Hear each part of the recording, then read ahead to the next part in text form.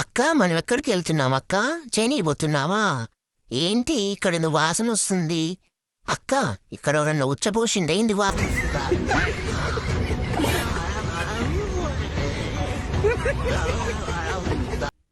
రే ఆపరా ఇంకా నువ్వు. ఏంది రా చేయనిపోదాం. హలో ఫ్రెండ్స్, చూడండి మళ్ళీ మేము పొలంకి వచ్చాము. చాలా రోజులైతుంది కదా పొలం చూడక.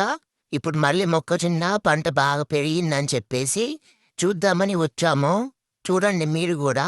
మీకైనా మీరు సిటీలలో ఉంటారు కదా, మీకు ఇవన్నీ తెలియదు అనుకుంటాలే. చూడండి ఎంత పెద్దగా పెరిగిందో మొక్కజొన్న పంట.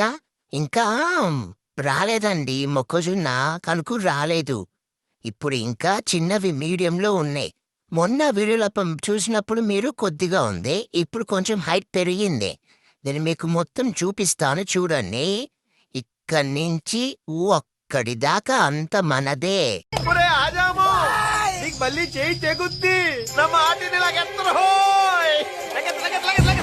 ఓకేనా? చూడండి ఎంత పచ్చగా ఉందో. మనం చుట్టూ తిరిగి చూద్దాని, ఓకేనా? ఇది చూడండి. ఏంటిది అక్క ఇది?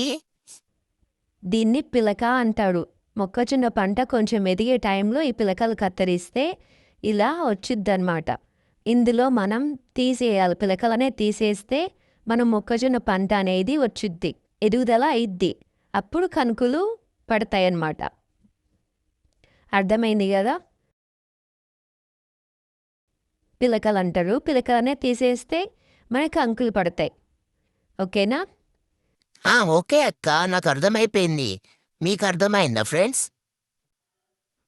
చూడండి గాయస్, మా నాన్న మొత్తం చెక్ చేస్తుండే. ఇది పక్క వాళ్ళ పొలము. ఇవి ఇంకా చిన్నగా ఉన్నాయి, పెద్దవి కాలేదు మన వాటిలాగా. మన పెద్దగా అయినాయి. పిలకలు తీపిచ్చేస్తే మనకి మొక్కజొన్న కంకులు వచ్చేస్తాయి అన్నమాట. మీకు అర్థమైంది కదా?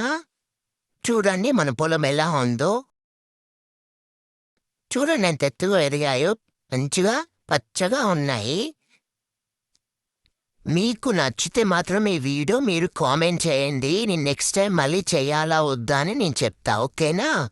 ఇప్పుడు ఇది బుడ్డ శనగ అంటారు దీన్ని. మీరు వినే ఉంటారు కదా, శనగలు. ఓకే, ఆ శనగలు ఇదే అన్నమాట. ఇది బుడ్డ శనగ పంట అంటారు. మీ సైడ్ ఉన్నాయా? కామెంట్లో చెప్పండి. ఏంటక్క నువ్వేం మాట్లాడవు? నువ్వే లొడలొడ వాగుతున్నావు, నేనేం మాట్లాడాలిరా? నువ్వే చెప్పేస్తున్నావు ఎస్కి. మరి నేనేం చెప్పాలి చెప్పు?